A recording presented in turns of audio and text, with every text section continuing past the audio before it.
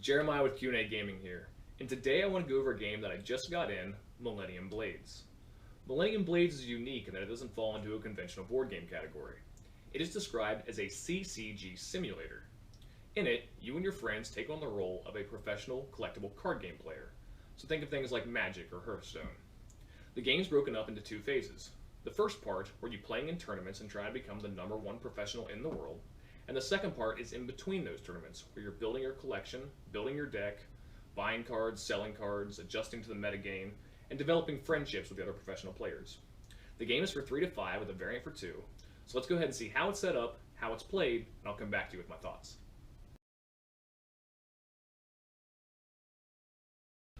Start out by taking the aftermarket board and the store area board and setting them in the middle of the table where everybody can reach them. We'll set them over here for now. And then you have to deal with the most tedious part of setup, creating the store deck. The store deck is this massive pile of cards right here. And to build the store deck, you first take the 118 core cards. They're these silver-backed cards that say core pack down here at the bottom of them. Take 5 expansion pack sets. The expansion packs will say expansion pack in the bottom, and they have the green back here. Each set will have 12 cards in it, and you'll need 5 sets. Take 4 premium pack sets. There's darker silver, and say premium pack at the bottom. And 3 master sets, and they'll say master pack at the bottom. Take all these sets, shuffle them up into this giant stack, and you're ready to go. The instruction booklet has a recommended starting store deck you should use that has certain sets that make the game a little bit easier for your first time playing, and that's fine to use. Once you've got this store deck built, I don't recommend breaking it down every single game, as that can get a little bit tedious, and there's plenty of variety of one store deck to last you 5 or 6 games. Once that's built, give me a moment here, take that deck and set it in its associated spot in the store area board, which is the one spot over here by itself. Now you need to set up the promo decks. To set up the promo decks, you'll need to choose 1 bronze promotional pack, 1 silver promotional pack, and 1 gold promotional pack. So we'll go ahead and set those up. The game again recommends a certain set to use, and we'll do that. So set your bronze at the top where it says 5, and it shows a little bronze star. Set your silver promo deck in the middle, and your gold promo deck at the bottom where it shows the 9 followed by the gold star. Then you'll need 2 more promo sets, 1 bronze and 1 silver, and these will be used as tournament prizes once the game actually begins. We'll just set those over here next to the board anyway. Now, go ahead and find the element metagame deck and the type metagame deck, shuffle them up, and set them on their associated spots on the aftermarket game board.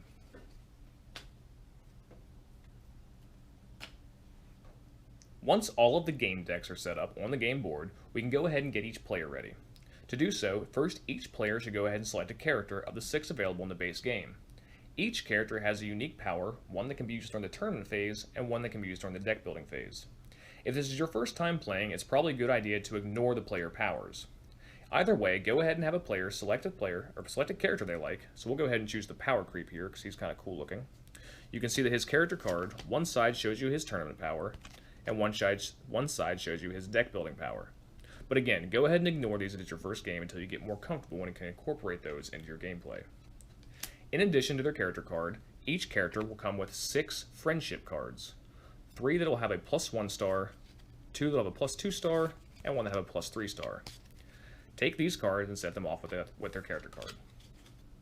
Once each player has chosen a starting character, they can then choose one of the 6 available starting decks. Each deck is based around a different element within the game and has unique cards in it, but they're all relatively balanced, so we'll go ahead and choose this starter deck, the Red Hills Mercenaries, and you can see it says starter deck down here at the bottom of it. In addition, each player will get 3 random cards off the top of the store deck, so we'll take those. They'll get 3 cubes they use to keep track of their score in tournaments. They'll get 4 cell markers that have a particular symbol on them. These don't matter what symbol it is, it's just to keep track of which players is which. In a 3-player game, you'll only get 3 cell markers. And lastly, each player will receive a game board.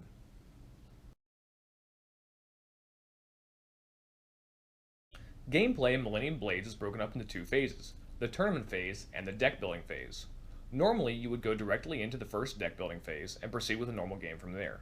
However, if it is your first time playing Millennium Blades, they recommend you play a pre-release tournament to begin with, so every player is familiar with how the cards play out, so they know what they're doing once they get to the deck building phase. So let's go ahead and play a pre-release tournament, but remember, you would only do this in your first game or with someone who is new to the game, so they can learn how to play. The pre-release tournament is like any other tournament you would play in Millennium Blades, except with the rule that you are only allowed to use your starter deck. You cannot use the 3 cards you got in addition to your starter deck when we first set up the game. Whenever you play a tournament in Millennium Blades, first take your game board and flip it over to the tournament side. Take 3 cubes that you got at the beginning and set them on the zeros of your score tracker at the top of the card. The score tracker is divided into 3 digits for your track here. You've got your hundreds, tens, and singles.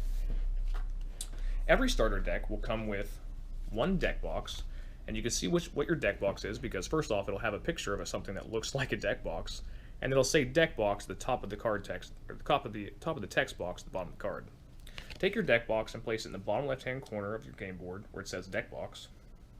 Then, each deck also comes with deck protectors, and you can see down here at the bottom that it is labeled as an accessory. Place it in one of the accessory slots on the bottom of your board. So let's go ahead and look over one of these cards and see what the different parts of the cards are and how we're going to use them in the game. So here we see a card. At the very top, it'll say the name of the card. So this is Salamander Volcano Lizard. In the top left, you'll see a star with a number in it. That is this card's star rating. Below it, you'll see a set name, Red Hill Mercenaries, because this is our starter deck. Below that, you'll see a symbol that associates it with a certain element. So this is a fire element, and you can see that our entire deck is comprised of fire cards. Next, you'll see a type. This is a animal, because you can see the little paw print. And there's a reference for that here on your game board, and on the other side as well. And lastly, you'll see the rarity of that card. You'll see this is a core card, or a basic card. Then you have a picture of the card, and the text down here at the bottom tells you exactly what it does. So, when you play a tournament, each player will go in succession and play 1 card into their tableau here. You'll have 7 or 8 cards in your starting hand, but you'll see there's only 6 slots in your tableau, meaning you won't get to play every single card in your hand. The point of a tournament is to score as many points as possible on this rank point tracker here at the top. And rank points are identified on cards by this blue symbol here. So let's go ahead and take a look at some of our cards. On your turn, you can play 1 card and take 1 action written on any of your cards. So for our first turn, let's go ahead and play Cannon Technician Meryl here. And she's got 2 keywords. One that says play. Whenever a card says play, you activate that effect whenever you play that card. Simple enough. And she says gain 18 points. Pretty good. She has a second keyword called score. And score happens at the very end of the tournament.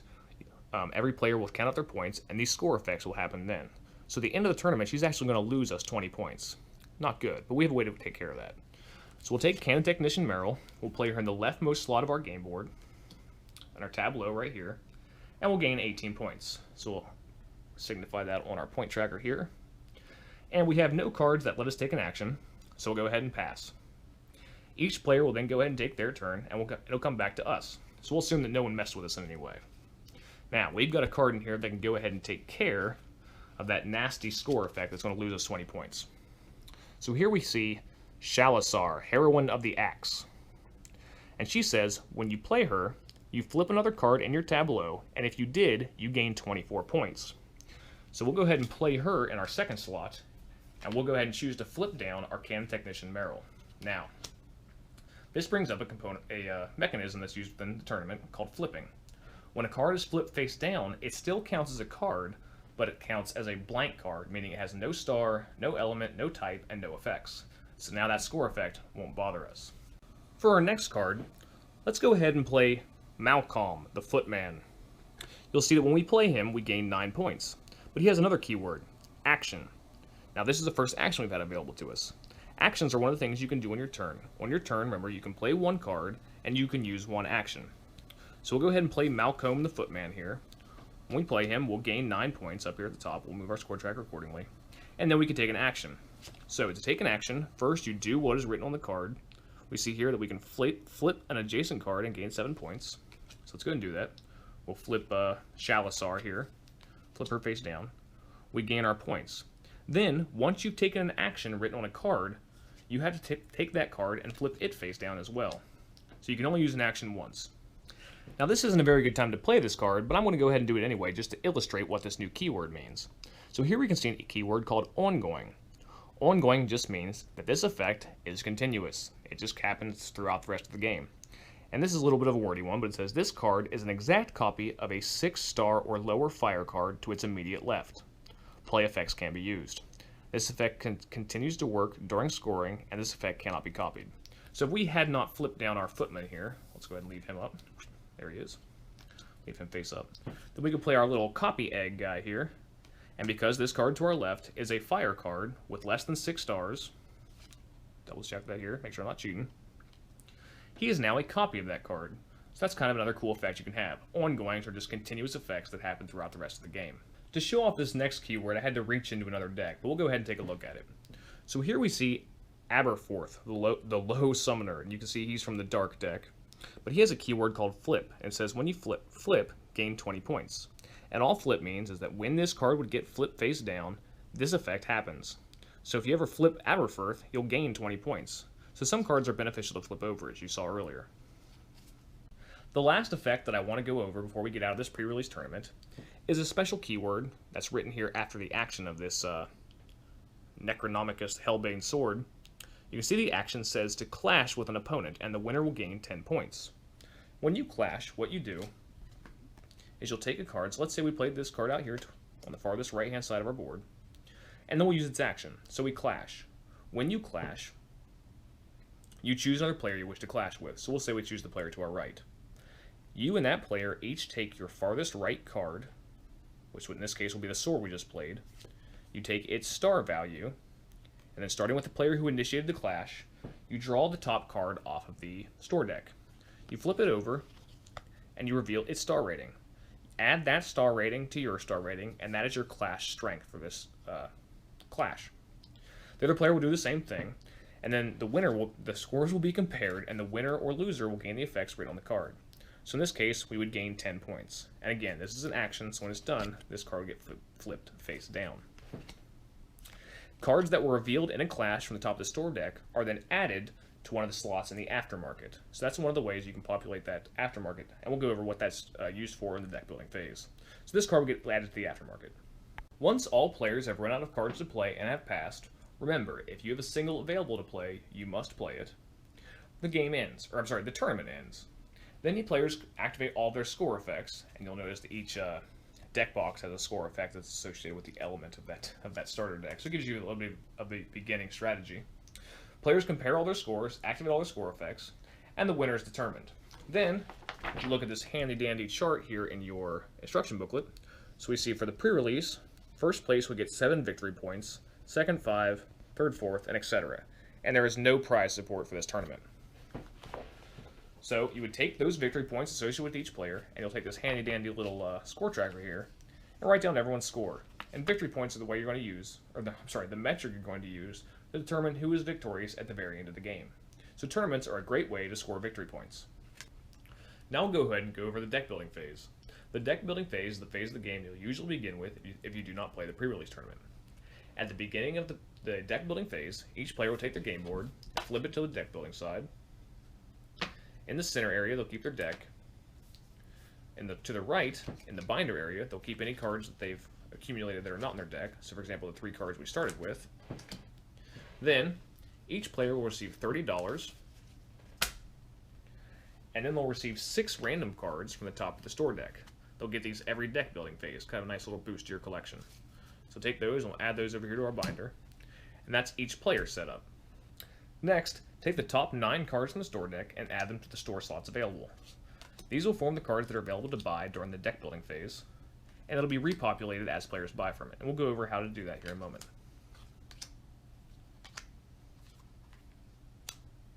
Lastly, go to the aftermarket board.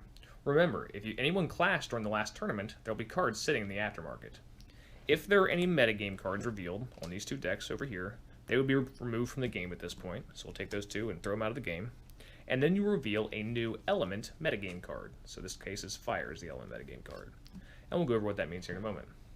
After that, take a timer, Set it for 7 minutes, and you're ready to begin.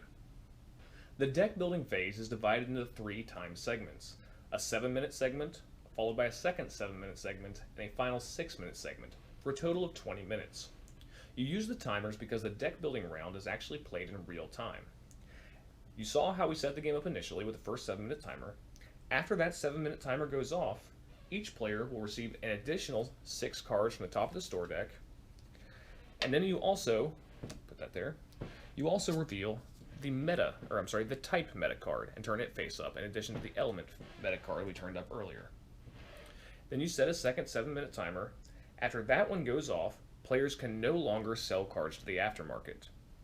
Then you set the final 6-minute timer, and once that runs out, the deck building phase is over. During the deck building phase, your primary concern, as the name implies, is to build your deck. Your deck you'll store here in the center area of your game board where it says Deck Area. At the top, it says to create a deck, you'll need to choose 8 singles, 1 deck box, and 2 accessories. These are the max amount of each of those types of cards you could have in your deck, but you can have less. For example, in the last tournament we played, we only had 1 accessory. And you'll store those cards here. And you have to have a deck built before the timer runs out and the next tournament begins. Over here is your binder on your game board. This is where you'll keep your cards that you're not using for anything else. Cards that aren't in your deck, cards you don't want to sell, and cards you don't want to add to your collection. These are simply cards you're going to store until you need to use them for a later purpose. Maybe you think they'll be useful in the next tournament coming up, but not the one that's about to happen. And the final area on your game board is the collection area. So let's go ahead and take a closer look at that. The collection area is another place where you could score victory points for the end of the game, and you can see this listed here at the bottom. To create a collection, you need to create a set of cards that have either a matching element or type. Each card in that collection also has to have a different star rating. The cards in your collection are destroyed at the end of the deck building phase, but they do score you victory points. So this is a way that you can actually still win the game even if you're not winning all the tournaments. You can still be the best player by being the best collector. So let's say we wanted to make a collection. Let's say we didn't like Bernie here. So Bernie will be the first card in our collection. A collection has to have at least 2 cards. So let's go ahead and add a second one. Let's say we also don't like our Fire Egg guy here. He can be in a collection with Bernie because they have a matching element, the fire element, and they have different star ratings, star rating of 1. And we can see that for the second card in our collection, we'll score 2 victory points at the end of the deck building phase. If we had a third card, maybe the Salamander here, well, we couldn't add him, actually, because he has a 3-star rating. And that's your game board. So now let's go over the actions you have available to you during the deck building phase. They're conveniently listed down here in the bottom left-hand corner of your game board, with the exception of 1 action. We'll go over that here in a minute. The first thing it says you can do is you can sell a card to the aftermarket. The aftermarket is this board up here that also has the metagame cards on it. And remember, we have a couple cards that were left here from the last tournament. To sell a card, take a card that you don't want to keep anymore. So let's take this card here we just got off the top of the store deck. And then take one of your sell markers, our sell marker we got at the beginning of the game, place it on the card, and place it in the aftermarket. Then take money from the bank equal to the star rating of that card. This card will now sit on the aftermarket and is available for other players to buy. You cannot buy cards that have your sell marker on them. You'll get this sell marker back after another player decides they want to buy that card. Other things you can do is you can buy a card from the aftermarket. To buy a card from the aftermarket, simply look at the cards available, choose one you like, and then pay money to the bank equal to the star rating of the card you wish. So let's say we wanted this Curious Critter here. He would cost us $3. Remember, you cannot buy cards that have your sell marker on them. The next thing you can do is you can buy a booster pack. The booster packs are available at the store over here. So let me go ahead and move that so you guys can see a little bit better. Easier said than done. So here's the store. The store is comprised of the 9 boosters set out here in the front, and then the store deck. You can buy the card on the top of the store. To buy a card, simply look at the pack and look at the cost in the top right hand corner. Pay that cost, then take the card and you own it. Once you buy a card from the store, replace it with the top card of the store deck. So there's always 10 cards available to buy.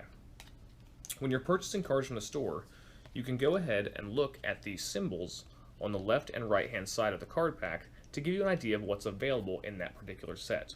So we can see here in No Man's Land that the cards we would buy would all be comprised of this type and these varying elements here. That's the store. Also available at the store is the card fusion area.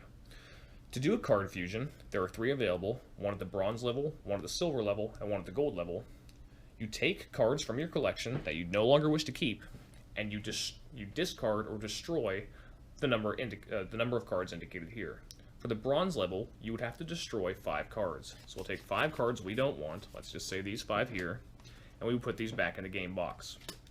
Then you take one of your cell markers and place it on this pile and take the top card from that pile. You can only do each fusion once per round. These cards are very powerful, so you can't get a huge collection of them. At the same time, it's not only costing you those 5 cards, but also one of your cell markers for the rest of the round. The last action you have available to you is that you can trade with other players. To trade with other players, you simply make an offer for a card that they have that you might want, and then you trade. When trading, you have to trade of an equal star value. For example, if the player to my left wanted my Lars Pikeman here for his Mono Dark Decay, that's fine because they have an equal star value. If the star values are unequal, let's say he wanted my Cannon Technician Meryl, she's got a star value of 4, he has to pay me money in the difference. So he would actually owe me $2 in addition to his card here to make up the difference. One last rule with trading, let's say we're going to make this trade here, but I'm really doing this as a favor to him. I don't really want to give up my card, because this card's going to do a whole lot better for him than this card's going to do for me. He can sweeten the deal by offering up a friendship card. When a trade is equal on paper, meaning these two cards match up star-wise, but in reality it's not balanced, players can sweeten the deal by adding friendship cards, like so. Friendship cards at the end of the game are worth victory points equal to the number written on them. These come in values of 3, 2, and 1. So that's another way players can sweeten the deal when they're making a trade. At the end of the deck building phase, players first start by each turning in any collection they formed and gaining victory points associated with it. So we gain 2 for our 2 cards here, and these are removed from the game. Then, all the cards from the aftermarket are placed in the discard pile, and players receive their cell markers back. These are placed in the discard. And then finally, the store is also cleared of all of its cards, and these are also placed in the discard. It's a good point now to mention what the effects of these 2 metagame cards were that we revealed earlier. These have a good ability. These dictate the way you want to build your deck during the deck building phase, because during the next tournament, any player who has a card of this element or a card of this type in their tableau at the end of the tournament will receive 15 bonus points each. So that's a good way to kind of prepare yourself for the next tournament coming up. So let's go ahead and run through the tournament phase one more time, and this time I'm going to use another starter deck, but we'll go ahead and pretend this is the first real tournament. So let's go ahead and start out. I'm going to go ahead and play Aberfirth Low Summoner. And we see that when he's flipped, he'll gain us 20 points. Oh, forgot to use my markers here. Okay. Followed up, I'll play Martis, Keeper of Fates. Now, obviously, the other players would have gone, and then I would get to play this card, but we'll go ahead and take a look at him. He says, when played, each player flips their leftmost face-up card, and then I gain points equal to twice the value of the highest star card that was flipped by this effect. So we don't know what the other players have, because I'm just kind of running through here real quick, but we'll pretend that 3 is the highest. So I'll gain 6 for the value of this first card I played, and I'll also gain the flip effect of the first card, which says flip, gain 20 points. So that's going to give me 26 points. Whoop, and whoop. Okay, then maybe I play this sword here, Necronomicos, whatever, Hellbane Sword. When I play it, I gain 3 points for each light card and dark card in my tableau. I've only got 2 that are actually face up, so I would gain 6 more points. So that's going to put me at 32. Then I'm going to play Vectis the Necromancer. He says when you play this card, flip this and all the cards to your immediate left of this one, but do not gain any of the flip effects. Gain points equal to the star value of all cards flipped this way. So it's going to flip all 3 of the cards I've got down here. So it's going to be 2 and 3 is 5, 5 and 4 is 9. So I'll gain 9 more points. Okay. Puts me at 41. Then I'll play Dark Sentinel Hellbane. And he says that when we score, I'll gain 6 points for each face down card in my tableau. Well, that's pretty awesome because I've already got 4. So we'll let him there. And finally, we'll finish it out with our Black Egg, who can copy the card to his left if it's a dark card, and we'll copy Hellbane here. So now we're gaining 12 points for each of these face down cards. So now we would go to the score phase. So we'll go to the score phase, and we see we have 2 cards that give us a score effect. They're both the same, because remember our egg is copying our guy over here. So essentially we're gaining 6 points for him for each face down card, and 6 points for him, for 12 points total. 12, 24, 48 points. So we bring this up to 80, bring this up to 9. And lastly, we have one more score effect on our deck box down here. It says gain 8 for each dark card in our tableau up to 30. We have 2 that are face up, so we gain another 16 points, which will put us at 105. Okay. Now we would go ahead and look at our metagame cards, because for this one we'll actually have metagame cards revealed from the last deck building phase. So we see that we have any fire cards, we'll gain 15 bonus points. We don't. And if we have any soldier cards, we'll gain 15 bonus points. Aha! We do have a soldier card. We've got Dark Sentinel Hellbane. So we gain 15 extra points, putting us up to 120.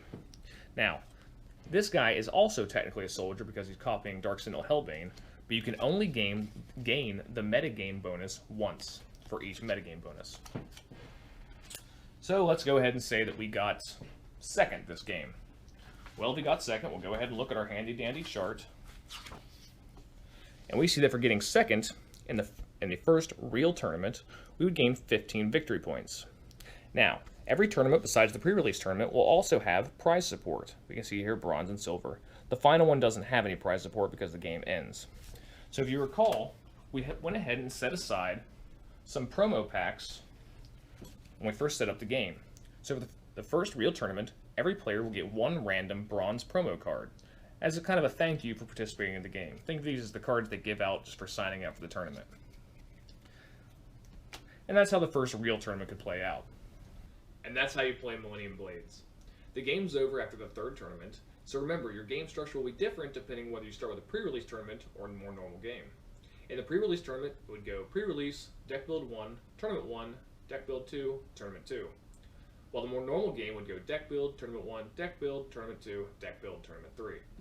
Either way, at the end of the 3rd game, the victory points are tallied up with whoever has the most being the winner.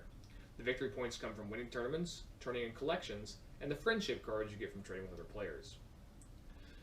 Leave me any comments or concerns you have in the comments below. Thumbs up and subscribe is always appreciated. And check out our website at QandAGaming.com. And as always, thank you for watching.